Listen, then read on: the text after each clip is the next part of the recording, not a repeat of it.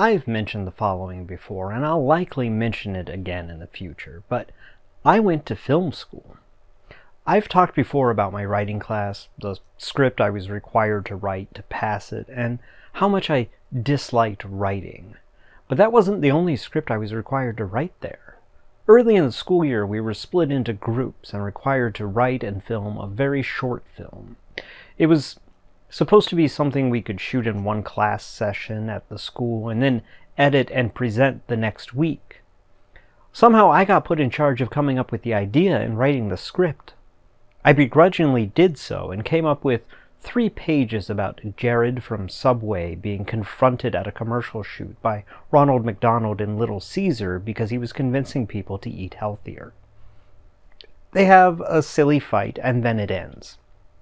Unfortunately, or maybe fortunately, my 2 group partners both failed to show up for class that night, and so it never got filmed, and I got a pass on the assignment. That's not what I'm here to talk about, though. There was one more script I was required to write to earn my certificate of completion from the Motion Picture Institute of Michigan, and that was a script for my thesis film. The big project the whole school program builds up to. My very first real short film. This project had only a couple of requirements. First, we had to write and submit for review a short film script.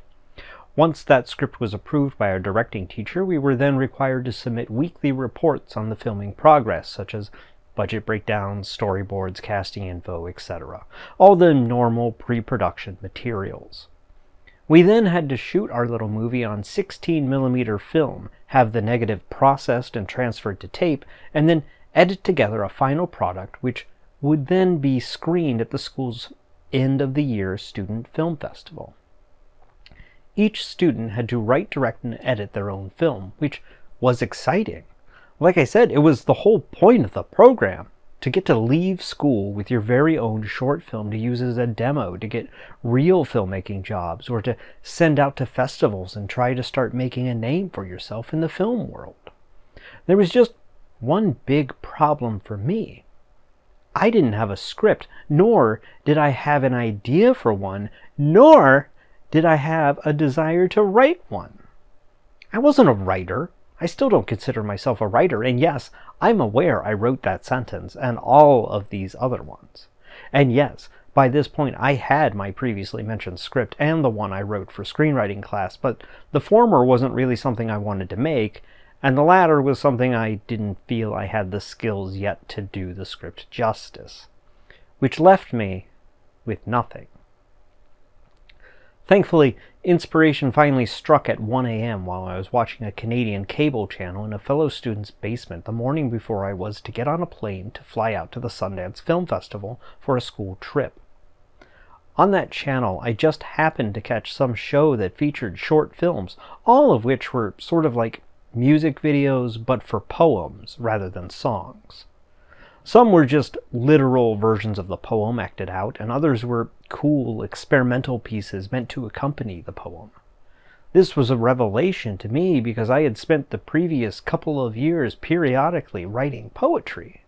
It was the one form of writing I did on my free time and actually kind of enjoyed, mostly because some professional poet person visited our English class one year in high school and they complimented the piece I wrote for that day's assignment and asked to include it in some book they were compiling of student poetry. I never heard from them again and have no idea if the poem ever appeared in the book, but the whole interaction caused me to get into the medium for a few years. Don't worry, I'm not going to read you any cringy teen angst poetry. I mean, unless you want me to. Anyway, this Canadian arts channel got me to start thinking about my back catalog of poetry and the appeal of experimental film, since it would require a bare minimum of new writing on my part. I could just drop my poems into a script format and write in some visual elements to accompany them. I also knew exactly which poem I wanted to build this thing on.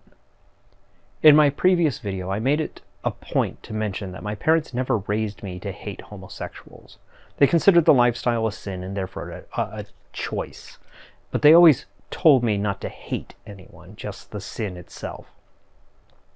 What I didn't get to fit into that video was the part where, as time went by, my father specifically became more, let's say, indoctrinated into the Rush Limbaugh version of conservative political anger theater. By the time the 2004 elections were approaching, talk radio and conservative books had him very invested in the idea that allowing gay marriage would absolutely destroy our country and everything its Christian-based values stood for. He wasn't out ranting in the streets or anything, but if the opportunity arose, he would absolutely explain all of the talking points to you.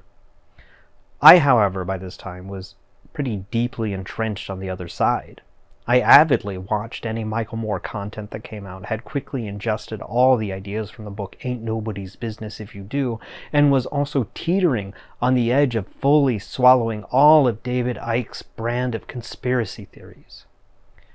So one night in the late summer of 2004, I was preparing to go out for the evening to the county fair, and my dad suddenly looked up from the newspaper he was reading to make some comment about how he couldn't believe that gay marriage was even a subject anyone was talking about. I was quite surprised by this statement because I naively interpreted it to mean he thought as I did, that the government had no business saying who was allowed to get married based solely on the genders of the participants, so it wasn't an issue that should even be considered for debate. And so I said that I agreed with him. He was just as surprised as I had been, and so he expanded on that thought by expressing how ridiculous it was that anyone was even considering making it officially legal for same-sex couples to express their love in a legally binding way. It was then that I realized we were definitely not on the same page. What followed was a 2-hour discussion/argument about the subject of gay marriage. I did not get to go to the county fair that night. Instead, once we finally gave up on trying to show the other the light of reason, I went to my bedroom and wrote a full-page poem titled Things I Learned from Chatting with My Dad, which highlighted many of the more egregiously stupid ideas he believed. A few months later, that poem became the foundation I built my script around. A one-page poem isn't terribly long, so I paired it with another I had written called Holy Shit, to make one long monologue split between 5 characters mixed with surreal aspects meant to criticize the media and politics. Standard film student stuff. I won't bore you with a description of every detail and why I did it. I have a DVD version if you want that, and the film itself is viewable here on YouTube in a severely compressed version because it was uploaded in 2007.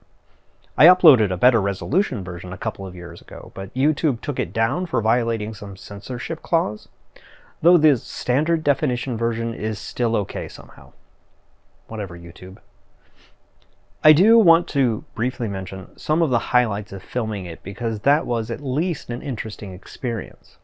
Since I still lived in Ohio at the time, it would have been impractical to travel up to Michigan and try to build my set on the school's soundstage in a timely manner.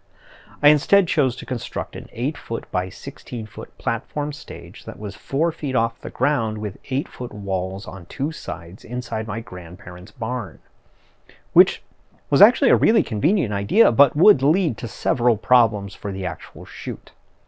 I've mentioned it in a previous video, but a barn with a steel roof is a terrible location for filming if the weather should happen to have high heat or rain. Thanks to a tornado that passed over us in the middle of the first day of shooting, we had both. Obviously, we had to stop filming and take shelter during the actual tornado portion, and thankfully, it didn't touch down, but what it did do was pour rain so heavily that the shit in the stalls the cows lived in ran like a river over the floor of the barn. One of my crew members didn't return for day 2 due to illness. The 2 incidents may or may not be related. Another setback I got to experience was a total lack of people showing up to be in a shot that was supposed to have a concert crowd. I invited a bunch of friends who all said they would be there or try to be there. None of them showed up. Since I was filming on my family property and had intentionally neglected to show my parents the script, they volunteered to gather up the students from the church youth group they led to be in my crowd. I told them that wouldn't be a good idea and declined to explain further since I wasn't sure how well the cross I was planning to burn in that scene would go over with them or their youth group kids' parents. I also had a friend who said they would play a character in the scene we shot the second day, who also didn't show up, and so I ended up putting one of my willing crew members in the costume. That aforementioned concert scene also had another problem that I didn't discover until I went to edit the film weeks later. Unbeknownst to me, my audio guy and a friend who showed up to help got into an argument about how best to record the band instruments, and the result was completely useless and garbled audio. I had to re-record the audio in a friend's home studio with a different musician who had to try and recreate the music from watching and listening to a VHS recording of the scene. On the plus side, while there, I also ended up recording the only song I've ever written. It was a third poem I had previously written that I performed over some original music created by the dude who was kind enough to let me use his home studio. The last real problem I dealt with was my ignorance of how to blow up a TV. Something which I thought would be super easy, but was in fact not possible with basic fireworks and no working knowledge of explosives. My wife and I spent a couple of hours in the yard at night trying to get that damn screen to explode, but eventually I gave up, draped a flag over it, and set it on fire. Art. Despite all of that, I did accomplish my assignment. I wrote, directed, and edited my very first short film. But like most artists, I was inevitably underwhelmed by the results of my efforts. However, my family was excited to see the thing I had kept hidden from them while filming on their property and was the result of my year at film school that they paid for. On top of that, my grandfather had died the week of my film shoot, so my family was looking for something positive to celebrate. Which meant, when the Student Film Festival finally happened, my parents and grandmother drove up to Michigan to see the screening. Again, the screening of the film I made in their barn with their money and explicitly and openly criticizes many of their deeply held, though absolutely wrong, beliefs. My wife and I drove separately from them. At this point in my life, I was living with my parents, but after that screening, they didn't talk to me for about 2 weeks.